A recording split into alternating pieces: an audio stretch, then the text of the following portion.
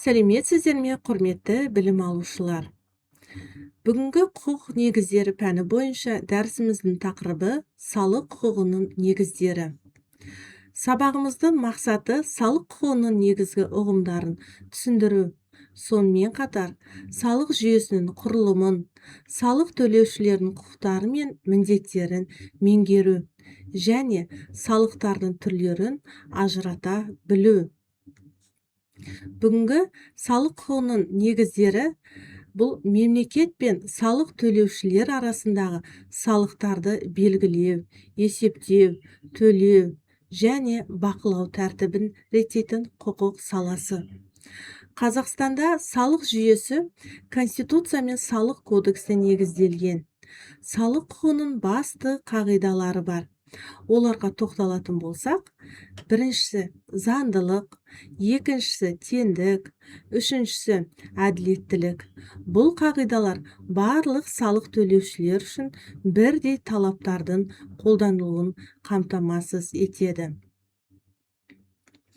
Салықтық қатынастар бірнеше негізгі элементтерден тұрады. Олар салық субъектісі, салық төлеуші тұлға. Салық субъектісі дегеніміз салық құқығына қатысушы тұлғаларды айтамыз. Ал салық объектісі салық салынатын мүліктік табыс немесе басқа құндылық. Салық базасы салық есептелетін көрсеткіш. Ал салық ставкасы салық мөлшерлемесі. Салық кезеңін айтатын болсақ, салық есептелетін уақыт аралығы. Осы элементтердің жиынтығы салық міндеттемесінің мазмұнын құрайды. Қазақстандағы салық құқығының қатынастары негізгі құқықтық 2017 жылы салық кодексі, сонымен қатар Конституция, заңдар, президенттің жарлықтары және үкіметтің қаулылары қолданылады. Салық құқығының негізгі қағидалары жалпыға міндеттілік, нақтылық, әділеттілік, біртұтастық және жариялық. Салықтық реттеуде императивті және диспозитивті әдістер қолданылады. Салықтық міндеттеме және оны орындауға тоқталып өтейік. Салықтық міндеттеме салық төлеушінің мемлекет алдындағы заңды міндеті. Ол 3 кезеңнен тұрады. Бірінші міндеттеменің туындауы, екінші міндеттемені орындау, үшінші міндеттеменің тоқталуы. Салық төлеушілер ақпарат алуға, түсіндіру, сұрауға, шағым беруге құқылы. Ал олардың негізгі міндеттері салықты уақытында төлеу, декларация тапсыру және дұрыс ақпарат ұсыну. Салықтық бақылау дегеніміз не? Осы сұраққа жауап берейік. Салықтық бақылау салық заңнамасының сақталуын тексеруге бағытталған мемлекеттік бақылау. Оның негізгі түрлері бар. Олардыға тоқталсақ, бірінші құжаттық бақылау, яғни декларация мен есептіліктерді тексеру. Келесі камералдық бақылау, салық органында жүргізілетін бақылау. Он-сайт тексеру, салық төлеушінің орналасқан жерінде жүргізілетін тексеру. Келесі салық міндеттемелерін орындамаған жағдайда заң бойынша қандай жауапкершілік қарастырылған?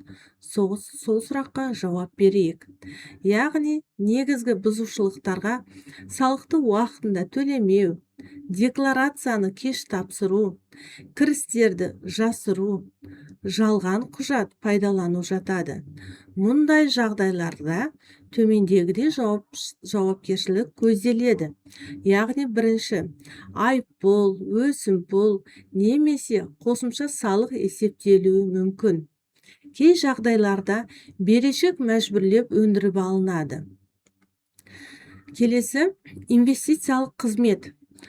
Ол пайда табу мақсатында қаражат пен ресурстарды экономикаға салу. Мемлекет инвестиция тарту үшін түрлі жеңілдіктер ұсынылады. Оларға бірінші салықтық жеңілдіктер, екінші кедендік жеңілдіктер, үшінші амортизациялық жеңілдіктер, төртінші инфрақұрылымдық қолдау жатады. Бұл шаралар ел экономикасының дамуына ықпал етеді. Қазақстандағы салықтар екі үлкен топқа бөлінеді. Біріншісі тікелей салықтар. Оларға корпоративтік табыс салығы, жеке табыс салығы, жер және мүлік салығы жатады. Екіншісі жанама салықтар. Оларға қосылған құн салығы және акциздер жатады. Әрбір салықтың өз мақсаты мен қолданылу саласы бар. Енді бүгінгі өткен тақырыбымызды қорытындылай келе, салық құқығы мемлекет пен салық төлеушілер арасындағы қатынастарды реттейтін маңызды құқық саласы болып табылады. Ол мемлекеттік бюджетті қалыптастыруға, экономиканы дамытуға және әлеуметтік бағдарламаларды қаржыландыруға мүмкіндік береді. Салық заңнамасын білу әр азаматтың өз құқықтары мен міндеттерін дұрыс орындауына мүмкіндік береді. Назарларыңызға рахмет.